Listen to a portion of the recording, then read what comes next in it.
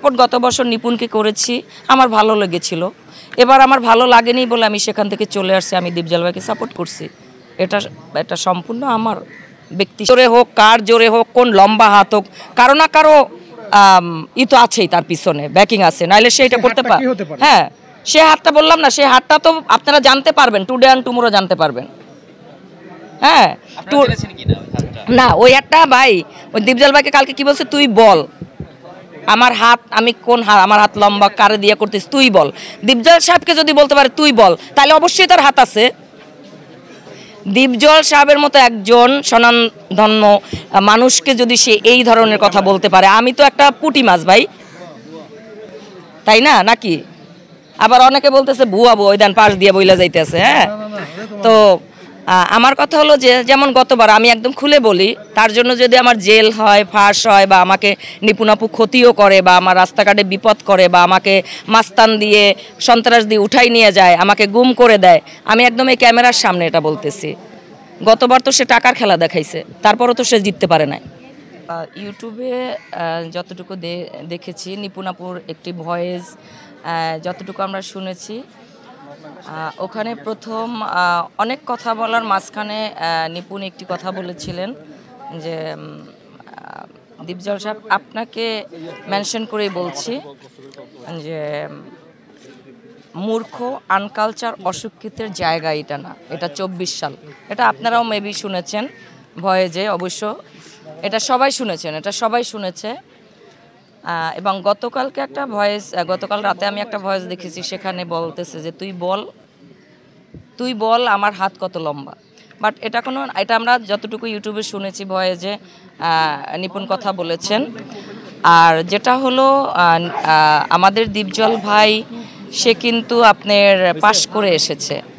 হ্যাঁ, 16 ভোটে সে পাশ করে সম্মানভাবে তাকে নিপুণাপু মালা পরিয়েছেন, এবং সেখানে কিন্তু নিপুণাপু বলেছেন যে আমি কখনোই কল্পনা করিনি আমি এত ভোট পাবো। আমি ভেবেছিলাম দীপজল ভাইয়ের কাছে আমি 50টি ভোটও পাবো না, বলেছো তো, তাই না? তো সেখানে এটা সেই 20 তারিখ সকালবেলাও কিন্তু আপনারাই ছিলেন, অনেকেই আপনারা ছিলেন, যারা এখনও আছে, সেটা যে নিপুণাপু কী বলেছিলেন, এবং লাস্টে সে জয়ের মালা পরিয়ে দিয়েছেন দীপজল ভাই মিশাবার গলায়। আবার তারা রিপিট করে তাকে আবার সম্মান করেছেন যে আজ থেকে, এবং ওখানে এক হাত নিয়ে কথা, মানে সবার হাত ধরে আজ থেকে আমরা সবাই এক। সেখানে কিন্তু নিপুণের হাতটাও ছিল, তাই না? হ্যাঁ, মিলেমিশে কাজ করব। তো যে রিটে আমরা দেখলাম, সেখানে দেখলাম যে দীপজল সাহেব নাকি টাকা লেনদেন করে, ভয় ভিত্তিক দেখিয়ে, বিভিন্ন রেচিউটে নিয়ে, এবং ডাইরেক্ট নাম বলা হয়েছে যে মধুমতি মডেল টাউনে সাভারে, সেখানে নিয়ে আর্টিস্টদেরকে টাকার প্রবণতা দেখিয়েছে, ভয় দেখাইছে। আসলে এরকম কিছুই হয়নি।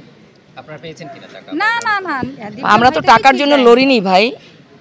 দীপজল ভাইকে আমরা নিজেরা এনেছি যে ভাইয়া আপনি দাঁড়ান। আমরা তো অনেককেই দেখলাম শিল্পীদের জন্য এটা করবে, ওটা করবে, এই করবে, সেই করবে, অনেক কিছু বলেছেন। গত ইলেকশনটা আমি বলি, আমি একটু ব্যাগে যেয়ে বলি এই কারণে যে নিপুণ সাহেব কিন্তু গতবার কিন্তু আমরা সবাই কিন্তু নিপুণের পক্ষেই ছিলাম। হ্যাঁ, আর সেই পক্ষবাদীর একজন মানুষের জন্য আমি ওখানে গিয়েছিলাম, নাইলে কিন্তু আমি এর আগের বারও জায়েদ ভাই, তার আগে তোমার সাকিব ভাইয়া, আমাকে কিন্তু সাকিব ভাইয়াই মাঝখানে আমি অনেক বছর ছিলাম না, পরে আমি আসার পর কিন্তু সাকিব ভাই আমাকে ভোটার বানাইছে, অমিত ভাই ছিলেন তখন সেক্রেটারি। তো যাই হোক, গত ইলেকশনটা জেসমিন আপু আমাকে যখন বলল যে যেহেতু আমি নিপুণ আপুর প্যানেল থেকে দাঁড়াচ্ছি, তুই আমাদের পক্ষে আয়। জেসমিন আপুর একটি কথায়, হয়তো আজকে আমি ভুল করেছি সেটা হয়তো জানি না, বাট কাউকে সাপোর্ট করা ভুল না, কিন্তু কেউ যদি অন্যায় করে সেটা ভুল। আপনারা এটাও জানেন যে আমি আগে দীপজল ভাইয়ের এখান থেকে দুটো কথা বলে আসি যে দীপজল ভাইকে যে রিটটা দিয়েছেন, সেখানে তার আইনজীবী বলেছেন যে দীপজল সাহেব ভোট নিয়ে, ভোটারদের সাথে টাকা নিয়ে লেনদেন করেছে। এগুলো কেন?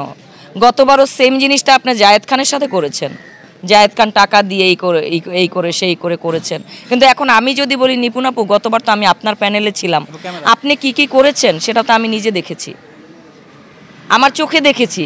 এই চোখ দুটো তো মিথ্যে না, আমি মানুষটাও মিথ্যে না।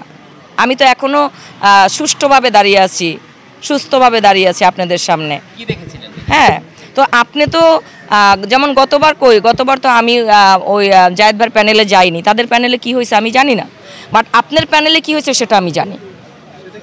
হ্যাঁ, আমি তো বলেছি সে বারবার টাকা নিয়ে মামলা করছে, এটাই তো নাকি? আপনারা বলেন, আপনাদের মুখ থেকে আমি শুনতে চাই, আপনারা একটু বলেন।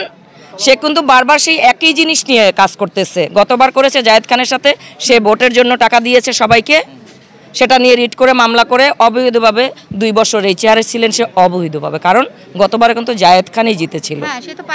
সে পাশ করেনি, সে গায়ের যতবার কি সে টাকা দেয়নি, সে ওই যে আমি বলি এই যে কি কমপ্লেক্সটা ওটা, এই যে এখন কি বলবো, সে সম্মানীয় স্বরাষ্ট্রমন্ত্রীর যে বিল্ডিংটার যে ওখানে হাতির ঝিলে, হ্যাঁ পুলিশ, ওই হাতির ঝিলের ওখানে পুলিশ পাশে এই যে বিল্ডিংটা, সেখানে নিপুণ আপু তো কম তামাশা দেখায় না।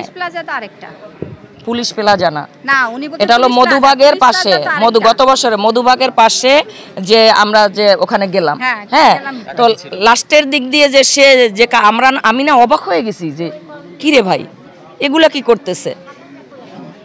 মানে আপনার বস্তার মধ্যে টাকার বান্ডিল, সেগুলো প্যাকিং করা হচ্ছে সবাইকে দেওয়ার জন্য। কিন্তু গতবারকে আমাকে আপনারা ডেকেছিলেন সাক্ষাৎকারের জন্য, কেউ বা আর কেউ আসছিল আমার সামনে সাক্ষাৎকারের জন্য, বা যে জায়েদ খানকে মামলা দিয়েছে, তখন তো আপনারা কেউ আসেন না ওই প্রশ্নটার সময়। তখন আসলে হয়তো বলতাম, এখন আপনারা আসছেন বলে বলেছি। এখন আপনি প্রশ্ন করতে পারেন, আপনারা আগে কেন বলেন না টাকার ব্যাপারটা, আগে জিজ্ঞেস করেন নাই? বলিনি। কার? আমি তো দলের, আমি প্যাকেট দিয়ে কি করব? কই আমি তো দীপজলবার প্যানেলে, কই আমি তো বলতে পারবো ইফতার ছাড়া আমরা তো দীপজলবার কাছ থেকে কিছু পাইনি। শুনেন, একটি মাস আল্লাহর নেয়ামতের মাস, 30টা দিন ইফতার করানো সবাই পারে? এটা দীপজল সাহেব করিয়েছেন, কারণ সে ভেবেছিল যে আমি তো প্রতি বছরের ইফতার পার্টিটা আমি আমার এলাকায় দেই, তার এলাকায় সে দেয় 200, 250, 500 মানুষকে সে খাওয়ায়। তাইলে এইবার আমি যেহেতু আমার ইলেকশনে চলে আসছে, এইবার ইফতারটা আমি আমার চলচ্চিত্রের এফডিসিতে করেছেন সে। এটা যদি তার অপরাধ হয়ে থাকে, এইটাই তার অপরাধ? এইটাকে টাকা লেনদেন বলতেছেন নিপুণ আপু? এটা কি নিপুণ আপু টাকা লেনদেনের কথা বলতেছে? আমরা তো টাকা দেখি নাই, দীপজল সাহেব কাকে টাকা দিছে কই আমরা তো দেখি নাই, বা আমরা পাইও নাই। নিঃস্বার্থে, গতবারও আপনারিতে আমি নিঃস্বার্থে লড়েছি, আমি একটি টাকা নেই নাই। আমি দেখেছি গেলে যেগুলো কি করতেছে। এবং এট এ টাইম যখন মামলা করে এসে সে এখানে বসলো, আমাকে বলে, রিয়া এই চেয়ারটা এতই সোজা পাওয়া, আমার 3.5 কোটি টাকা খরচা গেছে।